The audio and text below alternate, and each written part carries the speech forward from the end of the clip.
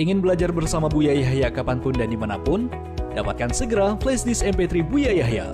Berisikan berbagai materi kajian lengkap bersama Buya Yahya.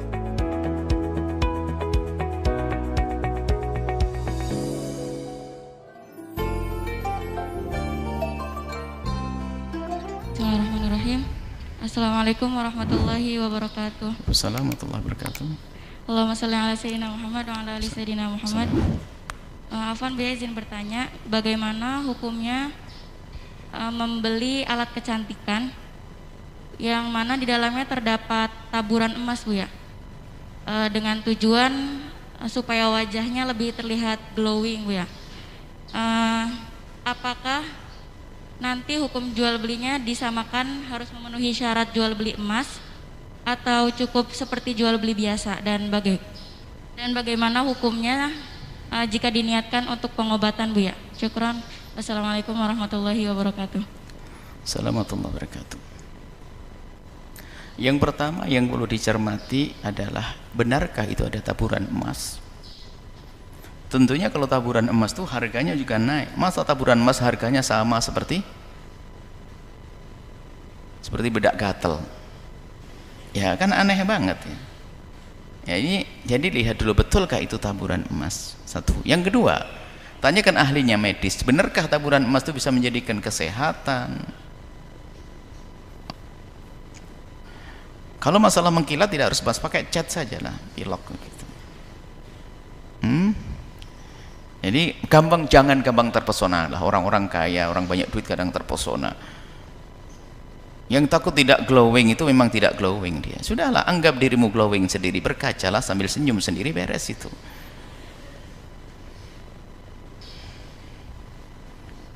Jangan egois deh. Jadi seperti itu. Kemudian, nah ini hakikatnya dulu, apakah benar yang semacam itu. Kemudian, semua jual beli yang memang di situ ada emasnya dan dihitung sebagai dalam transaksi, maka akan berlaku cara jual beli emas. Kecuali beli bedak, bonusnya emas.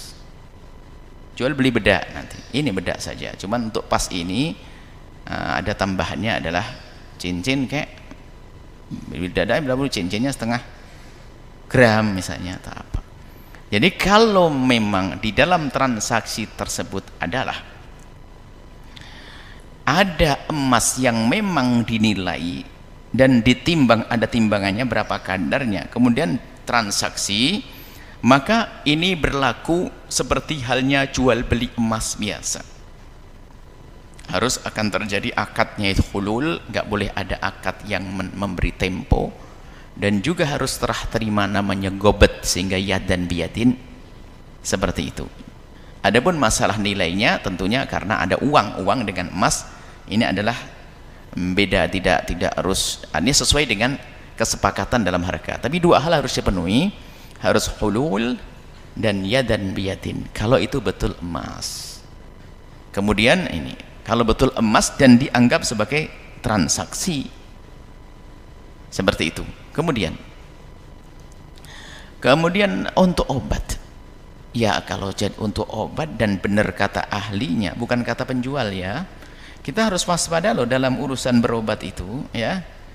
Kalau penjual obat itu akan mengatakan itu obat yang paling mujarab dan selalu nomor satu, mumtaz. Tapi kita tanyakan kepada ahlinya yang mengarahkan kita untuk beli obat tersebut, yaitu dokter. Jangan gampang terpesona deh, mentang-mentang ada duit saya beli ini, akhirnya semuanya ditempelkan, kulitnya bingung, rusaklah dia. Alangkah banyaknya orang karena semuanya ditempelkan di wajahnya, jadi nggak karu-karuan. Jadi kalau untuk pengobatan ya, apalagi seorang wanita, nggak ada masalah. Wanita dengan emas nggak masalah. Pengobatan ya, pengobatan dengan cara adalah cara medis yang nggak ada dihubungkan dengan urusan perdukunan, susuk dan sebagainya. Kalau bukan itu ya nggak ada masalah. Pengobatan nggak tahu emas obat itu apa sih? Ya kalau ada obat mungkin dengan emas jadi sembuh, sudah diperiksa di laboratorium penyakit ini harus dengan obat ini ya, emas ini. Kalau memang betul kata dokter, kata ahlinya, ya sah-sah saja. Bahkan kalau sudah pengobatan dan menurut dokter memang harus dengan obat itu, biarpun laki jadi boleh. Kalau betul, maka fas'alu ahla dzikri in kuntum la ta'lamun.